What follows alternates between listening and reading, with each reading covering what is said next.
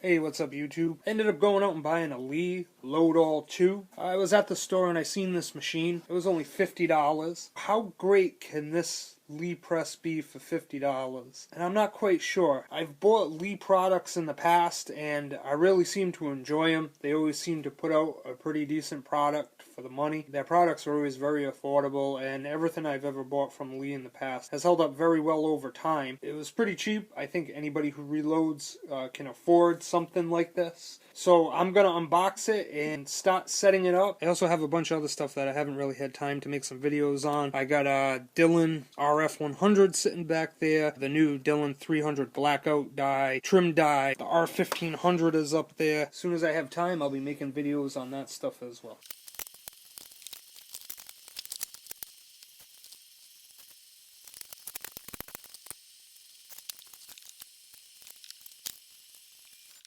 I just unboxed it, and it really doesn't seem like there's all that much to it. It seems fairly easy. Most of it is put together. You would probably need to put in the primer feed, the bushing, charge bar, maybe a few other things. So the first thing I want to do is I went ahead and I marked my holes where I'm going to drill it in. After long thought and consideration, I've decided that it's going to go right here. So I'll go ahead, I'll drill my holes, and then we'll mount our screws.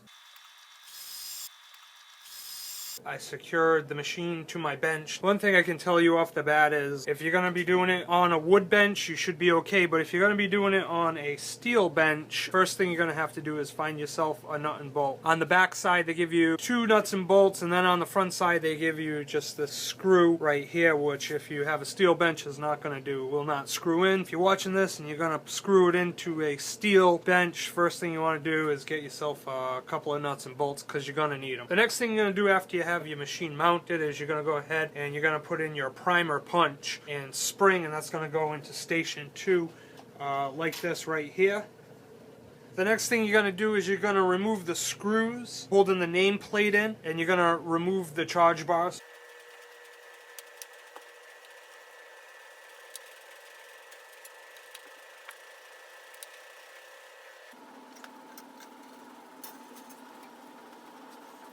Okay, so now we're going to take this out and put the sharp bushing in and the powder bushing in. And as you can see, you get an assortment of bushings right here. So this is pretty easy. You just snap your bushings into your bar.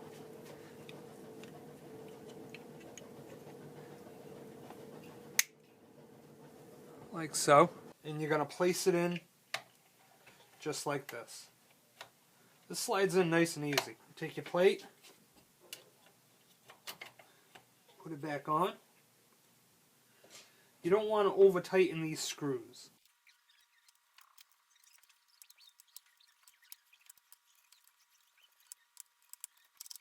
So then you want to make sure that this moves freely without too much resistance. Then you can put your primer plate cover on. That slides right in there. This comes with a little case right here to put some of your supplies in. Goes on there. And that's pretty much it. You're ready to reload.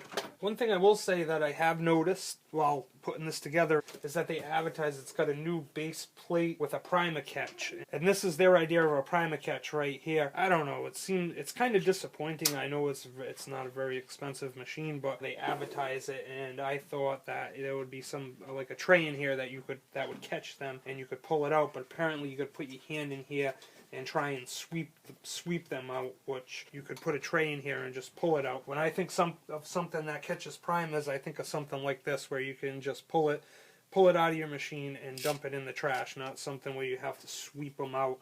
And it's I think something that could be improved upon is that right there at first glance. It wouldn't be anything that would be anything major to redo, to put a little tray in there that would catch them and pull them out.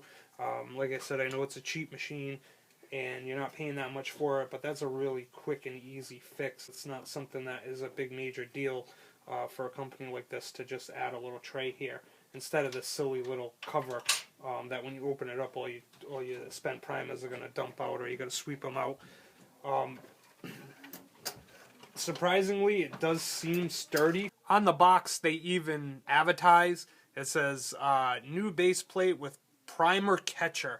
I don't think they should advertise it like that on their box, and then you get it home and that's what you get. I think there are a lot of other things that they could put on that box, like, I don't know, anything other than advertising that as a feature of this product. It's kind of silly. So the next thing to do is I'm going to make another video on me going through and reloading some shells and seeing how it functions, if it functions well, how it reloads shells, and if it's durable or not, does it work well.